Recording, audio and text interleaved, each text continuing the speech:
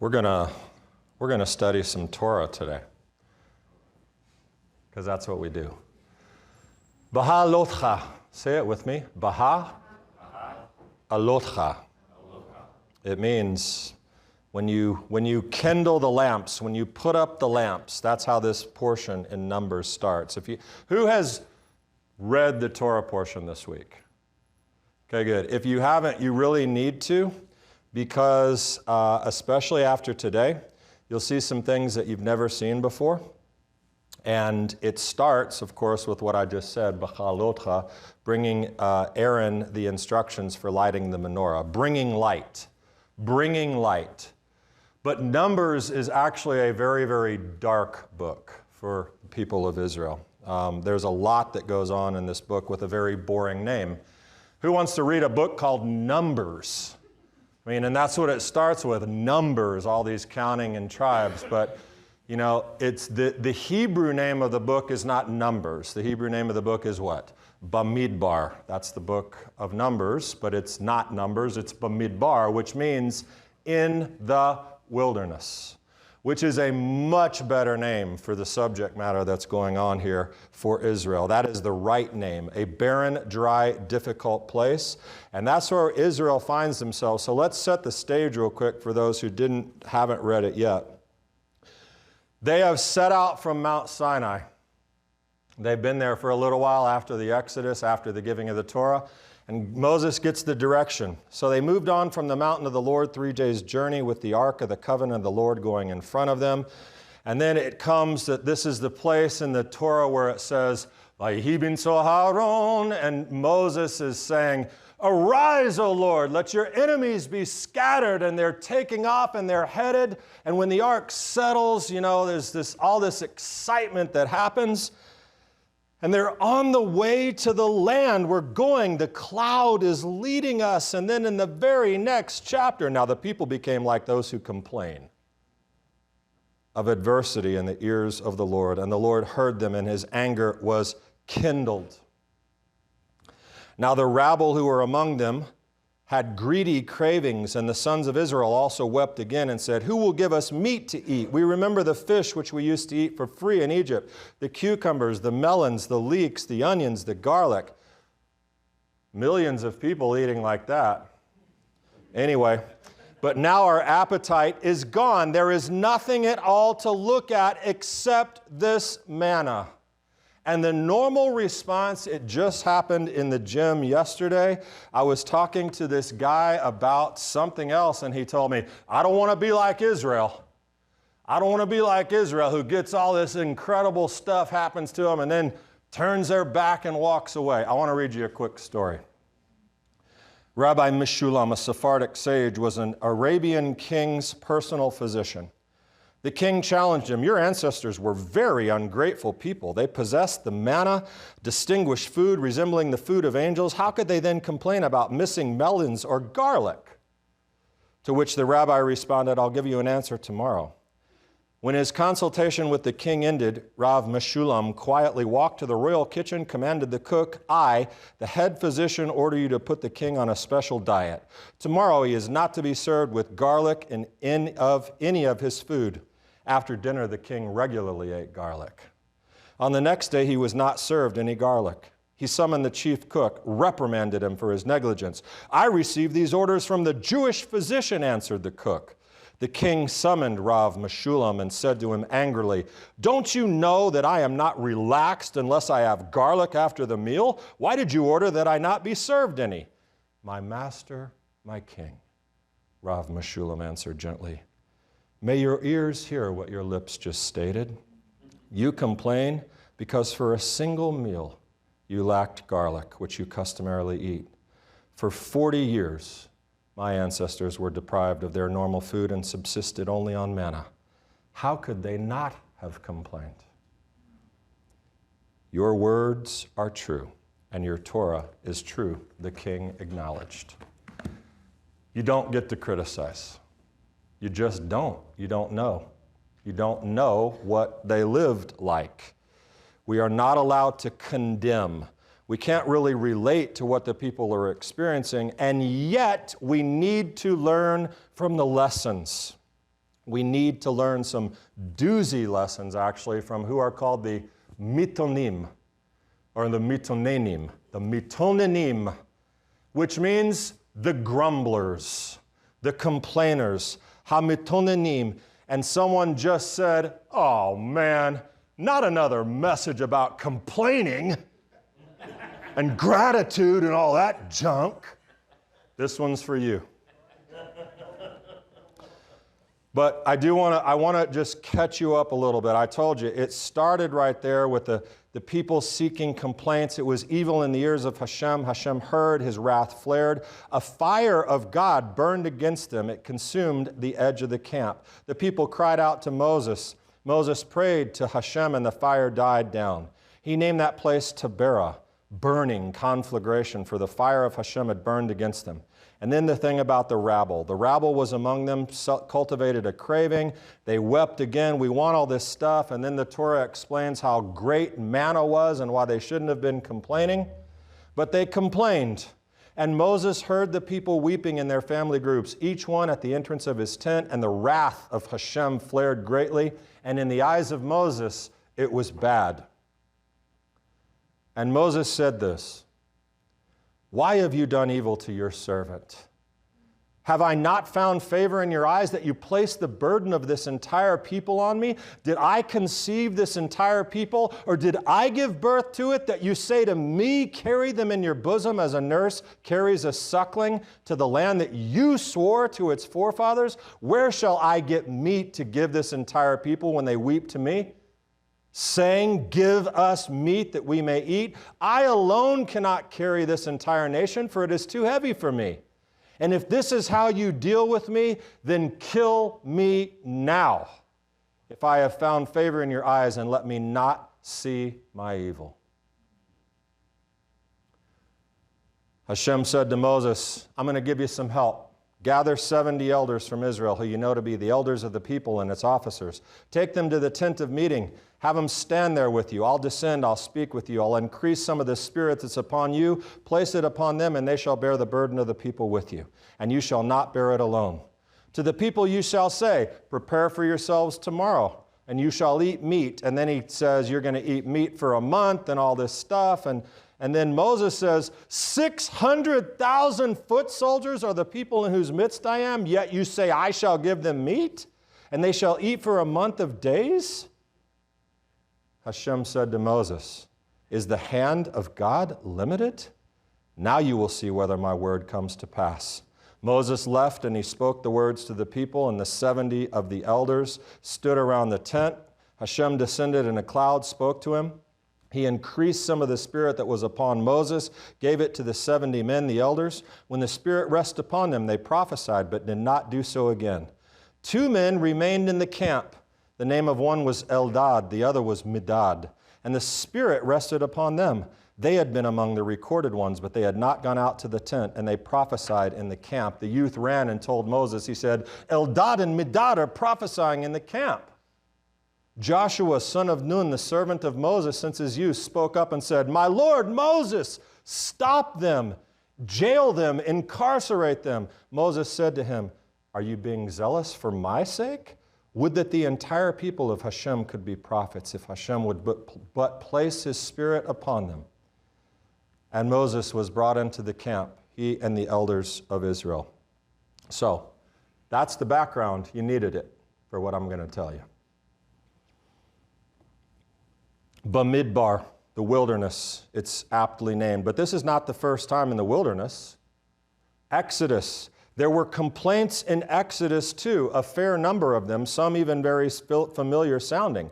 The sons of Israel said to them, if only we had died by the Lord's hand in Egypt, when we sat by the pots of meat, when we ate bread until we were full. For you've brought us out into this wilderness to kill this entire assembly with hunger. But God didn't burn anyone or kill anyone or burn anything, or like his wrath didn't flare. And that just happened. And what happened? The answer, they were answered. They received food and they got water and all kinds of stuff, because there's this very significant difference. And I'm drawing from a bunch of sources in this teaching, but primarily from a tremendous one by Rav Moshe Lichtenstein. In Exodus, I want you to think of where they were. The people were in danger. They were faced with great uncertainty. They had just come out of being slaves. Now they're wandering through the desert, not knowing what is happening, where anything is coming from. Yes, they should have trusted God, but they're fresh out of Egypt. They had legitimate issues and genuine concerns. And so, God was sensitive to that, and He answered these prayers, and things get settled in the middle of Exodus. And there are no other complaints until right now in the book of Numbers. Think of everything that's happened. Exodus, the manna, water, giving of the Torah, clouds, parting of the seas, all this stuff. The complaining stopped in Exodus, and here it starts again. Even Numbers actually started well up until this point. The assembly of the tribes, the counting, everything, and now, as I just said, they're getting ready to move off into the promised land. And the nation sets out, and then this wilderness is different. And here the complaint resurfaces. And this time, the Torah describes this and says, the people began to complain, and it was ra, evil in God's eyes. That word is not used in Exodus. Here it is described as wrath. His wrath flared. Whoa, why? What's different? We're not even told at this point what they're complaining about. And there's an important reason why that is. It doesn't matter what they were complaining about.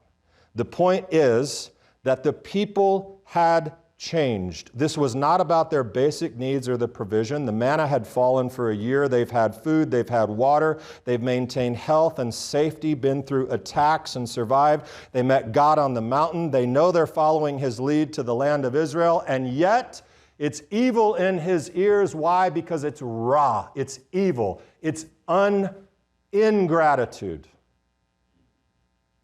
It is a people who are not thankful. And now it's not, oh, we need basic provisions. It's, we don't like what you're doing and we want something better than that. And that is their general attitude, negative, volatile, unconfident. And this, I was talking about it in Shakrit this morning.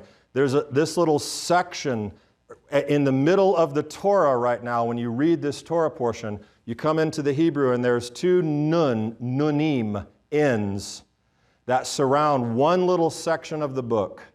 It is like the pivot point in the story of Israel. There's Genesis, Exodus, Leviticus, first part of Numbers, and then in the text of the Torah, this little thing where it says, Vayehi binso Aharon, vayomer Moshe. And that was supposed to be the point at which the Shekhinah, the presence of God, was going to go with them. But afterwards, it's all downhill. This starts because they changed. They were ungrateful. But there's a much more significant difference to note, and that is in Moses himself. And this is the crux of our material, though that took a little bit to get to. From this point forward in the book of Numbers, you will see a different Moses than you have seen up to this point. Moses behaves uncharacteristically here in the wilderness, and it begins with that response that I told you about the mitonenim. But he's talking to God in a very unimaginable way. When I was young, if I talked to my dad like that, things didn't go very well for me. You expect me to do it? How am I supposed to do this? You're telling me, where am I supposed to get all this meat? What's up, man? It's basically what Moses is saying to the creator of the universe, who's given him an instruction, and that's very, very out of character for Moses. The heading of this section in the New American Standard reads, "The Complaint of Moses." It's not quite that easy. And Judaism has a lot to say about this episode. But Moses, again, he says, if you are going to deal with me this way, please kill me now. If I have found favor in your sight, do not let me see this misery, my misery, he says. Now, I want you to thinking of this Moses, I want you to think back to a time when Moses also had to do something for the people. It was also in the book of Exodus. It was also after a great, tragic misstep by the people. It's the golden calf. Remember it? He's on the mountain. He was away when it happened. This time he's there. But what was his response? Sorry, guys. Fire's coming. Burn in hell. Not at all. Moses, that's the story of Yom Kippur. That's the story of Moses interceding for the people, going up and down the mountain. I'm going to go, I'm going to try. God, you please remember your promises to your ancestors. Don't neglect your people. Don't do it. Please be God. Be the God you said you are. But now for the first time, Moses prays for himself, not for the people.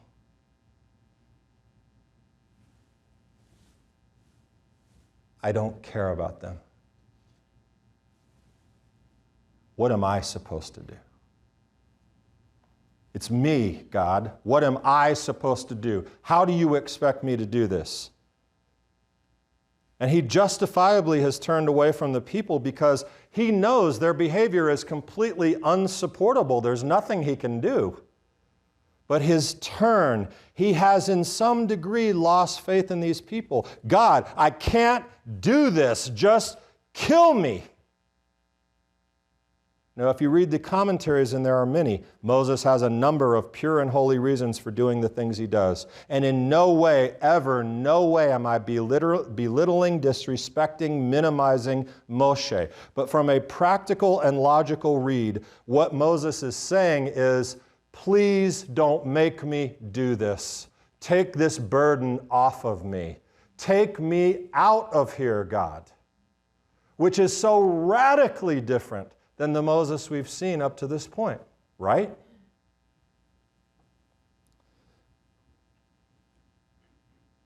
I don't want to. I can't.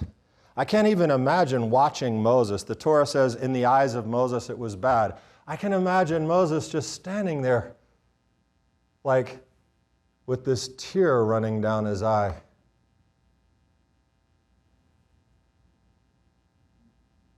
His address to God was not disrespectful. It was a broken-hearted, humble man who had given everything to get these people here. And on some level, I think at that moment, he knew they are not going in. This thing is kind of over, and that broke his heart. And it makes some sense out of this text. If you're going to deal with me this way, please kill me now, for if I have found favor in your sight, don't let me see my misery. Don't make me watch this, God. Don't make me watch this failure. Just take me out. And sadly, we know that God did do that. He did take Moses out. And I have answered for myself this week, through this Torah study and this preparation, one of the most difficulties in the Torah that I read. And it's in the book of Numbers. And it's a few parshot away. And you'll remember it. Moses is told to speak to a rock, so that what will happen? That water will come forth. And what does Moses do? He hits the rock more than once, twice. And I have always said, with all that he has done, seriously, God? Because he hit a rock twice, you're not going to let him in? Because of that? Well, here's what I realized. That started right here.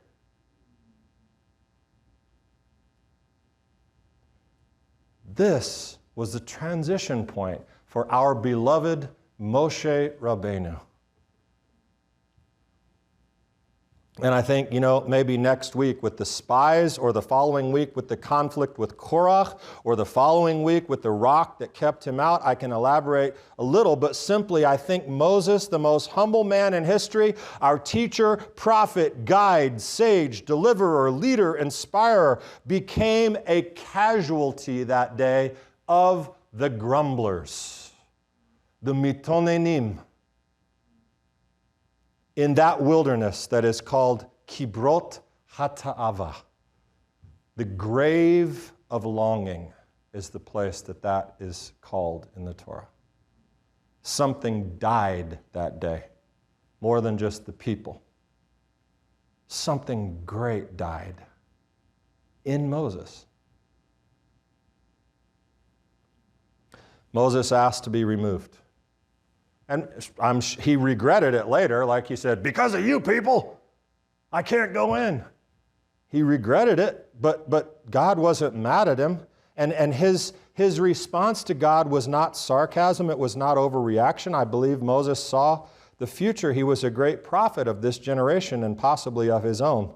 But there's such an interesting connection that what we find in this strange conclusion to this story. Moses went out and told the people the words of the Lord, that you're going to be able to eat meat like the pigs that you are. God's going to give it to you. You can fill your cheeks like Bugs Bunny with meat. You're going to have it. And he also gathered the 70 men and positioned them around the tent. The Lord came down in the cloud, spoke to them, took the Spirit, placed it upon the 70 elders. When the Spirit rested, they prophesied. What did they prophesy? Well, the sages tell us they prophesied about what was going to happen with the meat the next day.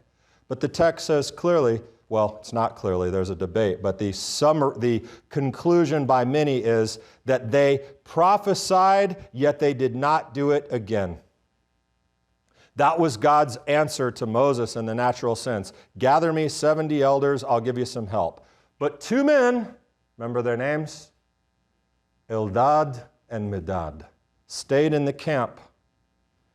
The Spirit rested upon them. They were among those who had been registered. In other words, they were part of the drawing of the 70 that were going to go out. But they didn't go out. They what is it when you don't do something? Disobeyed, it would seem, Moses' instruction. I don't know the word because I never do it. Kidding. Very much kidding. Give me a minute. Sorry. Okay. Eldad and Medad stayed. The Spirit rested upon them, but they had not gone out, and they prophesied in the camp. Eldad. Anyone ever wondered about these 2 guys? It's a weird story. Why did they stay? What did they prophesy? Why did Joshua get so mad? I mean, and they didn't get some of Moses' spirit. What spirit did they actually get? Because I thought Moses was dishing that out.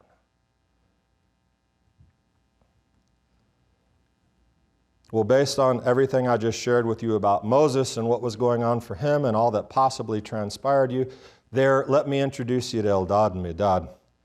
Rav Lichtenstein says, Eldad and Medad sense a developing gap between Moses and the people. How? How could they have sensed that? Well, it says they prophesied, but it also could be that maybe they saw Moses in absolute turmoil about what was going on, and they observed that he did not do the things that the Exodus Moses did. They observed, he says, this developing gap. Moses can no longer bear the burden. He can't understand the attitude of the people. He condemns it entirely. And as we discussed, this was confirmed by his unwillingness to intercede. Even at the end of the story, after the meat has been poured out and while the meat was still in their teeth, God started striking them down. Did Moses intercede? Did he say, please stop it? He didn't. Because he was incredibly discouraged and disappointed.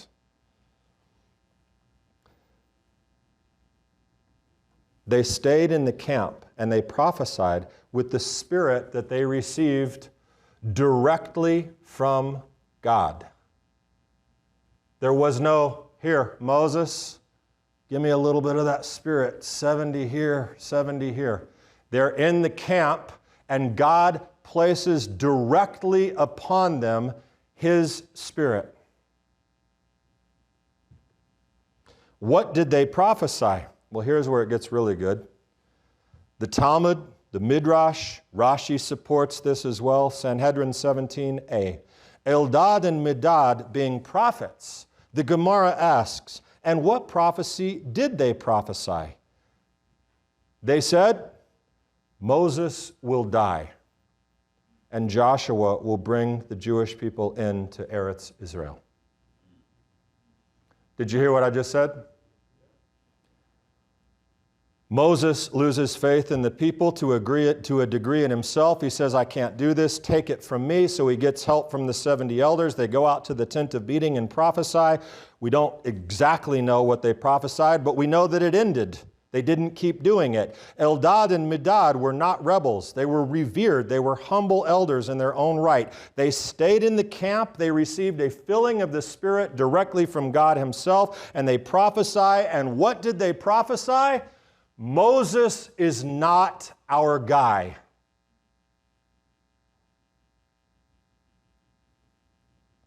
Something has changed out here. Joshua will take us in. We're a long way from the land, you realize at this point. Which now you can understand what happens next. A young man ran and informed Moses and said, Eldad, Medad, they're prophesying in the camp.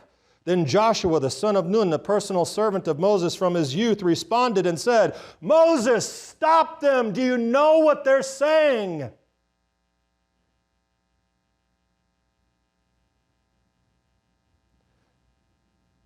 But we see classic Moses return right here.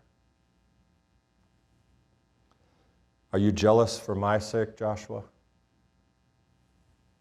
If only all the Lord's people were prophets and the Lord would put his Spirit upon them. Then Moses went back to the camp, he and the elders of Israel. In other words, Joshua. They're right. They're right. If only everyone could hear so clearly from the Lord. If only everyone was capable of receiving the Spirit. I'm afraid they're hearing correctly, Joshua. And this was a great moment of tragedy in Israel's history. The great Moses will not lead us in.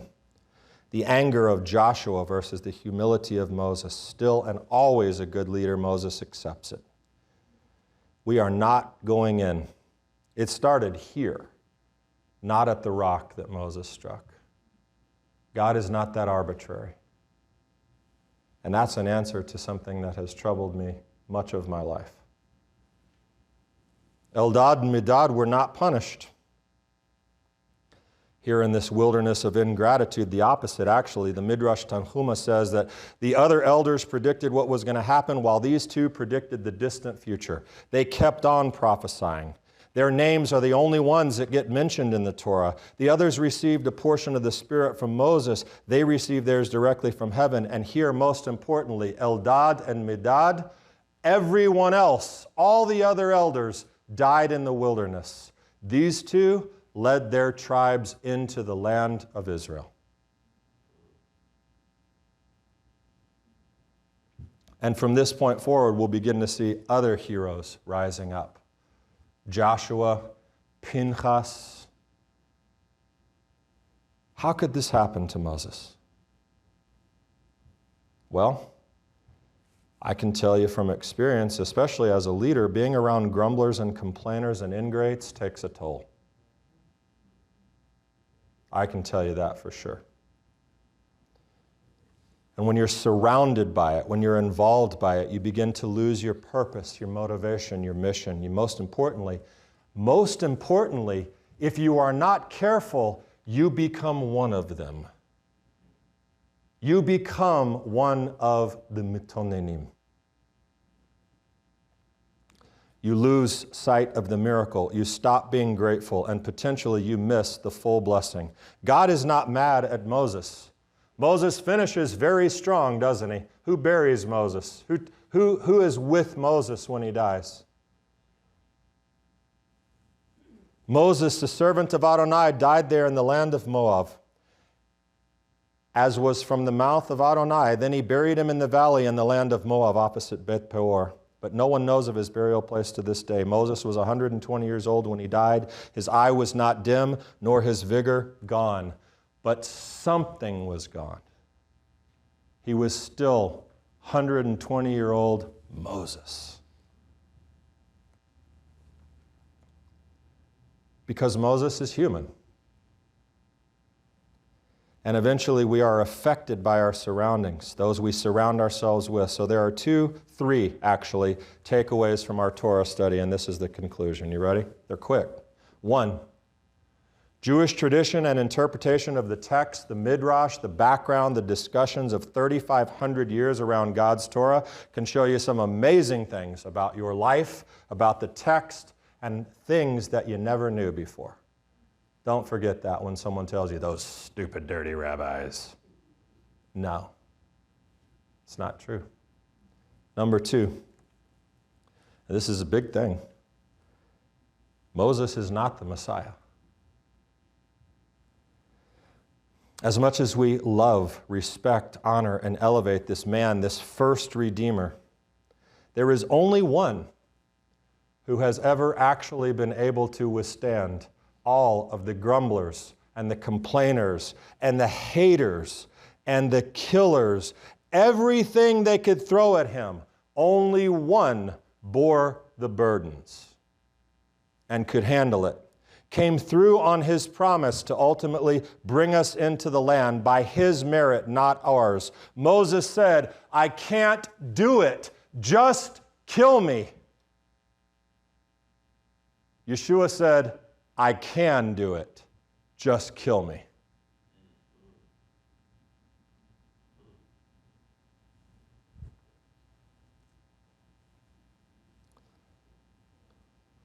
It gives you a whole new understanding of Moses' words as the Torah comes to a close.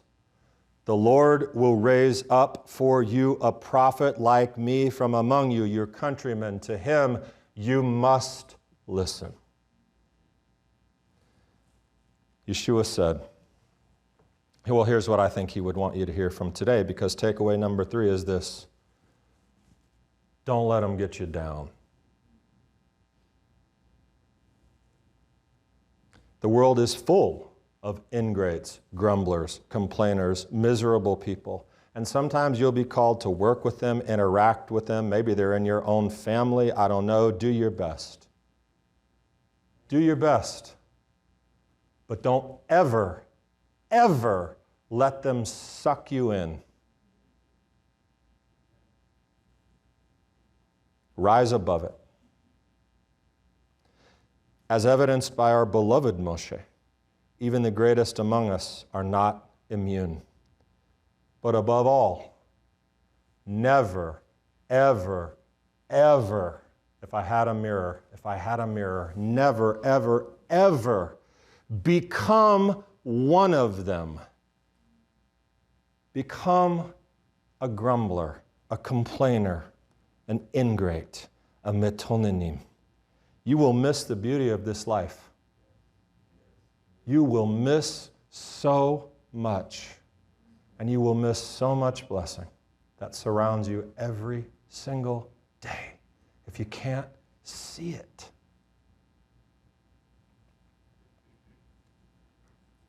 Just ask those buried in the desert. As our portion tells us, Bahalotcha. Raise a light. Be a light. Shine a light. Be grateful. Be thankful. Be ever looking for the good in yourself, in others, in the world that surrounds you. And when a challenge comes, tackle it, but raise a light. Be a light. And remember it. I have overcome the world, he said. Moses said, listen to him. Shabbat Shalom.